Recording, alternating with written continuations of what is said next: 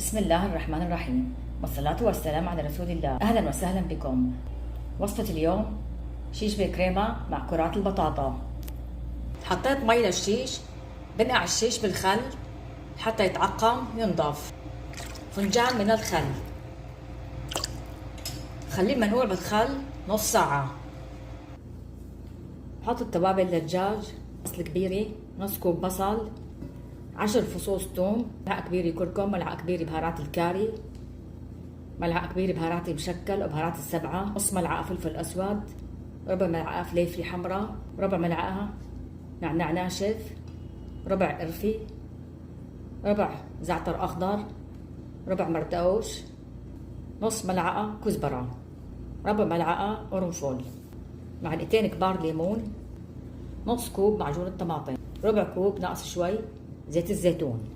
حرك المكونات مع بعضها. نقعت الشيش بالخل، غسلته وصفيته بالمصفاي. اخلط الشيش مع التوابل، ملح حسب الرغبة. اخلط. بعمل الشيش قبل بيوم، بطبخه تاني يوم، خليه ينتقع. كل ما انتقع أكتر كل ما طلع أطيب. أقل شيء ينتقع ساعتين. كيلو بطاطا، قطعت البطاطا وغسلتها، بسلقها على النار. قطعت البطاطا حتى تستوي بسرعة، إذا ما قطعناها بتاخد وقت كبير على النار. استوت عند البطاطا، بغزها بالشوكة، صارت طرية تكون استوت. بحط للبطاطا 2 قطع جبنة مثلثات، ملعقة كبيرة زبدة، بهارات مشكل أو بهارات السبعة ربع ملعقة، فلفل أسود ربع ملعقة، فلفل أحمر ربع ملعقة، ملح حسب الرغبة. أخذت البطاطا ربع ساعة على النار. هرست البطاطا بالهراسة، صار معي القوام طري مثل العجين. لما نحط الجبنة والزبدة والبهارات بصير طعم البطاطا طيب. حط سن واحد من الثوم. نخلط الثوم مع البهارات. ممكن تحطوا لحد 4 قطع جبنة مثلثات أو مربعات أو جبنة كريمة. حطيت ملعقة كبيرة زبدة تاني، 1 جبن مثلثات، رشة ملح، برطم مع البطاطا، علبة فطر. بقطع الفطر شرائح عشان نحطه مع الخضار مع الشيش، 3 قطع. كمل كل كمية بنفس الطريقة. قليت الشيش على النار، كيلو شيش استوى عند الشيش. حطيت نص كوب زيت الزيتون، قليت الشيش. إذا نقص الزيت بنزيد الزيت.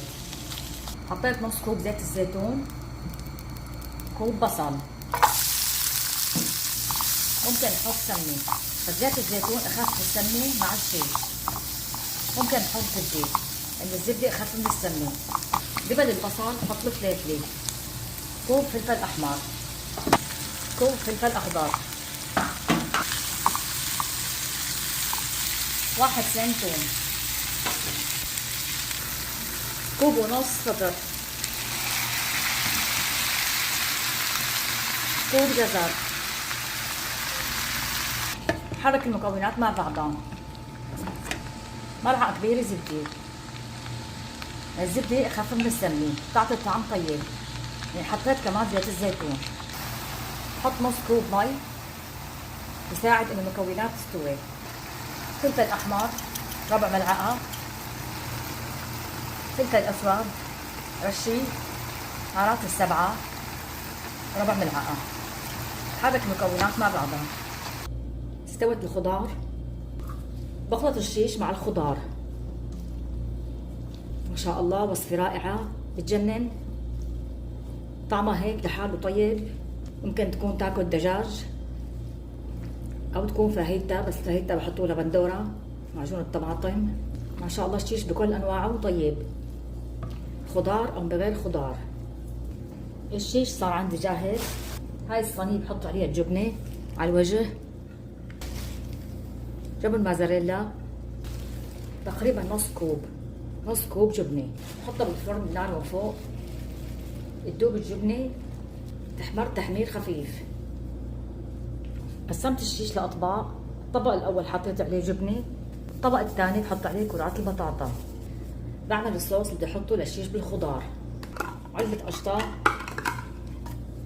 كوب مقاس حليب، كوب تاني مقاس حليب، علبة القشطة مع الحليب هي بديل الكريمة. بحط مع القشطة والحليب 5 قطع جبن مثلثات، ممكن مربعات، ممكن جبن كريمي. 1 2 3 4. ممكن بديل الجبنة علبتين قشطة. ملح حسب الرغبة، فلفل أسود رشة، فلفل أحمر رشة. بحرك ملعقة كبيرة نشي حتى يتماسك معي القوام. بحط الحليب مع المكونات على النار. أول شي بنعملها على البارد، بعدين بنحطها على الغاز. صار مع الصوص لسه سخن، بحط الصوص فوق الشيش. لسه الصوص بيتقل بالبراد. بحط البطاطا فوق الشيش، كورتها. كمية البطاطا قد ما بدكن، ممكن تكتروا ممكن تقللوا. ممكن تعملوا كرات البطاطا متوسطة أو صغيرة حسب الرغبة. بحط على كرات البطاطا جبن موزاريلا.